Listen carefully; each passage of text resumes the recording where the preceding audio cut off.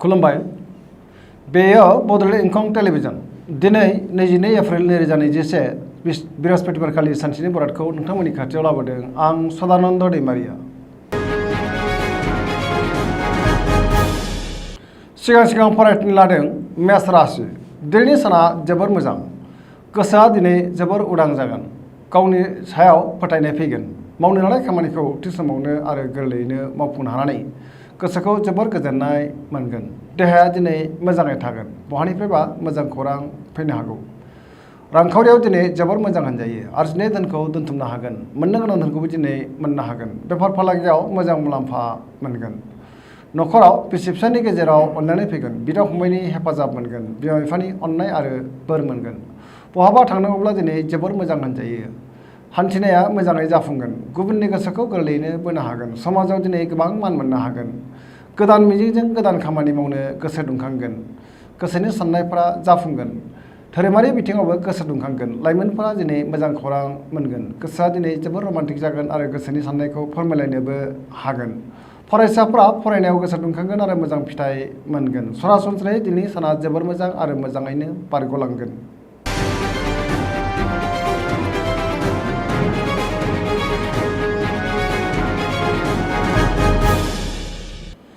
वृष राशि। दिनैनि साना बारा मोजां नङा, गोजोननि आंखाल जागोन, जेबो गोदान खामानियाव आखाइ होजेननो हानाय नङा। गोसोखौ जोबोर गुलुं गुजुं मोनगोन, नेगेटिभ एनार्जिनि गोहोम गोग्लैगोन। मावनो लानाय खामानिखौ थि समाव आरो गोरलैयैनो मावफुंनो गोब्राब जागोन। गोसोखौ जोबोर लोरबां मोनगोन। रांखावरियाव दिनै बारा मोजां नङा, नाङा फाङा खरसाया बांगोन। बेफार फालांगियाव बारा मोजां नङा, खहा जानांनो हागौ। गोसोनि लुबैनाय आरो साननायफोरा देबोर नांगोन आरो जाफुंनाय नङा। न'खराव बिसि फिसायनि गेजेराव एना एनि फैनो हागौ। देहाया दिनै मोजाङै थागोन, अब्लाबो जानाय लोंनायाव सांग्रां जानाया गाहाम। गुबुननि हेफाजाब मोननाय नङा, सुथुरा बांगोन, सांग्रां जानाया गाहाम। गोसोआव जिंगा बांगोन, लाइमोनफोरा दिनै गोसोखौ जोबोर उरां फारां मोनगोन, गावखौनो हारसिं आरो दरसि मोनगोन। लोगो लेवानि हेफाजाब मोननाय नङा।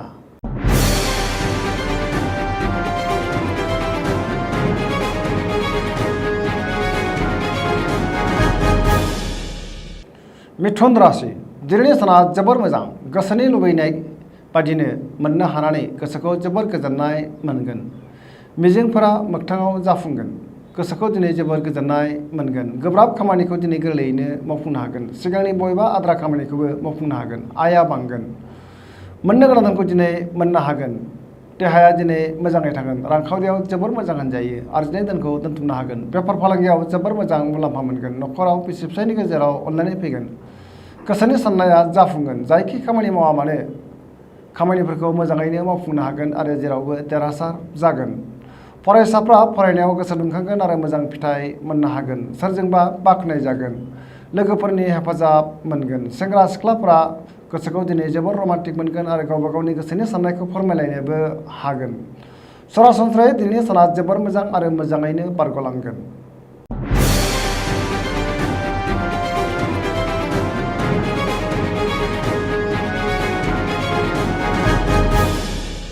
कर्कट राशि। दिनैनि साना जोबोर मोजां, गोसोआव गोबां गोग्गो साननाय फैगोन, गुबुनखौ मान होनो रोंगोन। रांखावरियाव दिनै जोबोर मोजां होनजायो, आरजिनाय धोनखौ दोनथुमनो हागोन। बेफार फालांगियाव मोजां मुलाम्फा मोनगोन। देहाया दिनै मोजाङै थागोन, हरखाबै सोरबा लोगोजों मानिबा जाहोनाव अदेबानि एना एनिबो जानो हागौ, नाथाय बियो दसेनि थाखायल'। गुबुननि हेफाजाब मोनगोन, न'खराव अनलायनाय फैगोन। सेंग्रा सिख्लाफोरा जोबोर रमान्टिक जागोन आरो गावबा गावनि गोसोनि साननायखौ फोरमायलायनोबो हागोन। फरायसाफ्रा फरायनायाव गोसो दुंखांगोन आरो मोजां फिथाइ मोनगोन। गुबुनजों अनसायजागोन, गुबुननि अननाय आरो हेफाजाबखौ मोननोबो हागोन।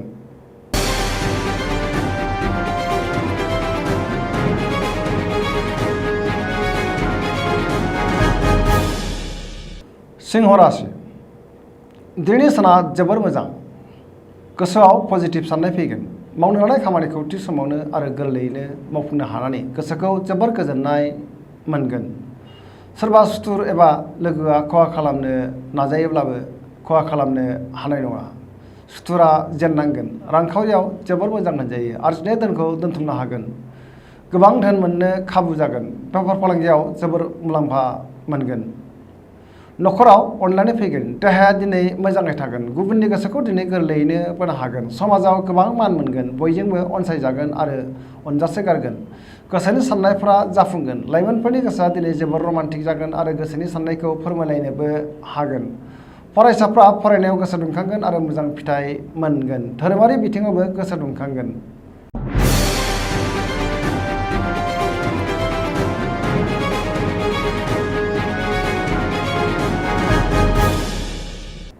कन्या राशि दिनैनि साना जोबोर मोजां। गोसोआव गोग्गो साननाय फैगोन। पजिटिभ एनार्जिनि गोहोम गोग्लैगोन। गोसोखौ दिनै जोबोर गोजोननाय मोनगोन।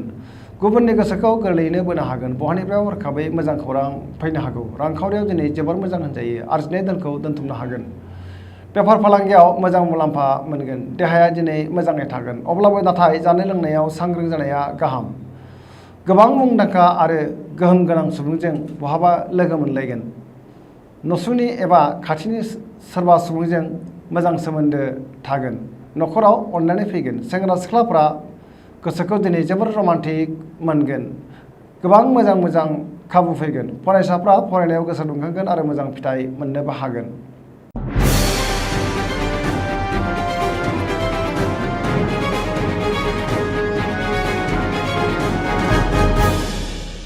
तुला राशि दिनैनि साना बारा मोजां नङा। गोसोखौ जोबोर उसुखुथु मोनगोन। गोसोनि बोलोआ लोरबां जागोन। गोसोनि साननायफोरा देबार नांगोन। नेगेटिभ एनार्जिनि गोहोम गोग्लैगोन। गोजोननि आंखाल जागोन। मावनो लानाय खामानिखौ थि समाव मावफुंनो गोब्राब जागोन। देहाया दिनै मोजाङै थागोन। अब्लाबो नाथाय जानाय लोंनायाव सांग्रां जानाया गाहाम। रांखावरियाव बारा मोजां नङा। नाङा फाङा खरसाया बांगोन। मोननो गोनां धोनखौ दिनै मोननो गोब्राब जागोन। बेफार फालांगियावबो गोबां खहा जानांनो हागौ। न'खराव बिसि फिसायनि गेजेराव अनलायनाय फैगोन। समाजाव दिनै गोबां मान मोनगोन। गुबुननि गोसोखौ गोरलैयैनो बोनो हागोन। लाइमोनफोरनि गोसोआ दिनै जोबोर लोरबां जागोन आरो आला खाला जागोन।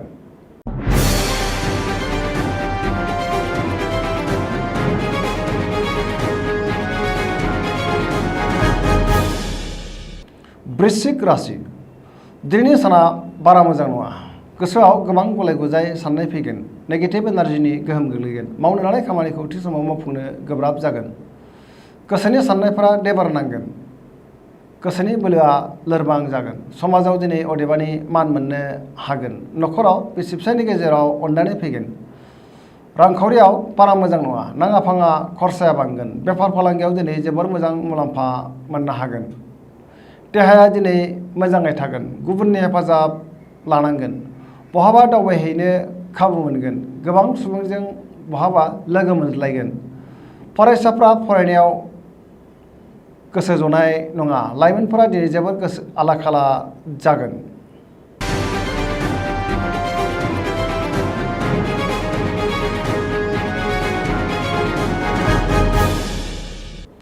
धनु राशि दिनैनि साना जोबोर मोजां। गोसोखौ दिनै जोबोर गोजोननाय मोनगोन। बबेबा मोनसे फोरबोआव बाहागो लानानै गोसोखौ दिनै जोबोर रमान्टिक मोनगोन। गोसोनि बोलोआ बांगोन। मावनो लानाय खामानिखौ थि समावनो आरो गोरलैयैनो मावफुंनो हागोन। गोसोनि साननायफोरा जाफुंगोन। रांखावरियाव दिनै जोबोर मोजां होनजायो। आरजिनाय धोनखौ दोनथुमनो हागोन। बेफार फालांगियाव जोबोर मोजां मुलाम्फा मोनगोन। समाजाव गोबां मान मोनगोन। देहाया दिनै मोजाङै थागोन। गुबुननि गोसोखौ गोरलैयैनो बोनो हागोन। न'खराव बिसि फिसायनि गेजेराव अनलायनाय फैगोन। सेंग्रा सिख्लाफ्रा गावबा गावनि गोसोनि साननायखौ फोरमायलायनो हागोन आरो गोसोआ दिनै जोबोर रमान्टिक जागोन।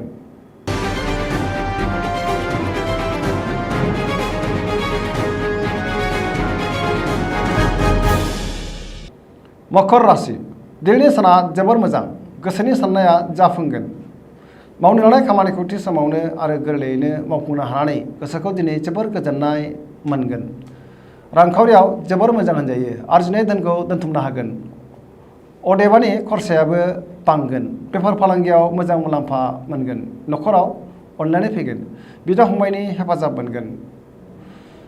समाजाव गोबां मान मोननो हागोन। देहाया दिनै मोजाङै थागोन। पजिटिभ एनार्जिनि गोहोम गोग्लैगोन।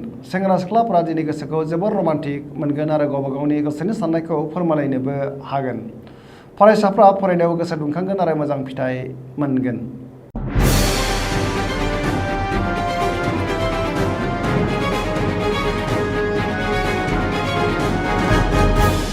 कुम्भ राशि दिनैनि साना जोबोर मोजां गोसोखौ जोबोर गोजोननाय मोनगोन गुबुनजों मोजां सोमोन्दो लाखिनो रोंगोन गुबुननि अनसायनाय मोनगोन मावनो लानाय खामानिखौ दिनै थि समावनो आरो गोरलैयैनो मावफुंनो हागोन सिगांनि बबेबा आद्रा खामानिखौबो दिनै मावफुंजोबनो हागोन बहानिफ्रायबा हरखाबै मोजां खौरां फैनो हागौ रांखावरियाव दिनै जोबोर मोजां होनजायो आरजिनाय धोनखौ दोनथुमनो हागोन बेफार फालांगियावबो मोजां मुलाम्फा मोनगोन देहाया दिनै मोजाङै थागोन न'खराव बिसि फिसायनि गेजेराव अनलायनाय फैगोन गुबुननि थाखाय गोबां मोजां हाबा मावनानै होनो हागोन गोसोनि साननायफोरा जाफुंगोन धोरोमारि बिथिङावबो गोसो दुंगोन बहाबा दावबायहैनो खाबु मोनगोन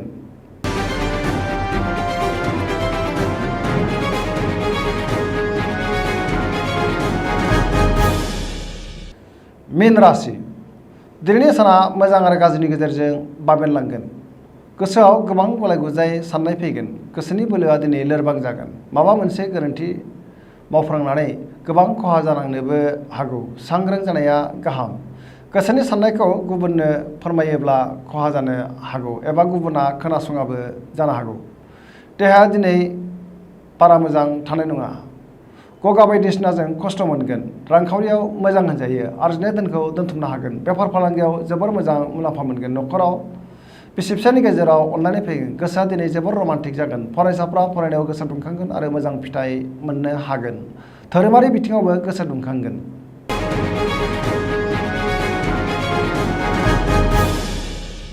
दिनैनि राशि फरायथिनाया एसेनोसै जोबनायाव बेखौनो खावलायो जाहाथे नोंथांमोना सानफ्रामबो जोंनि बे बड'लेण्ड इंखं टेलिभिजनखौ नायबाय थायो आरो साबस्क्राइब खालामो एसेनोसै गोजोन्थों।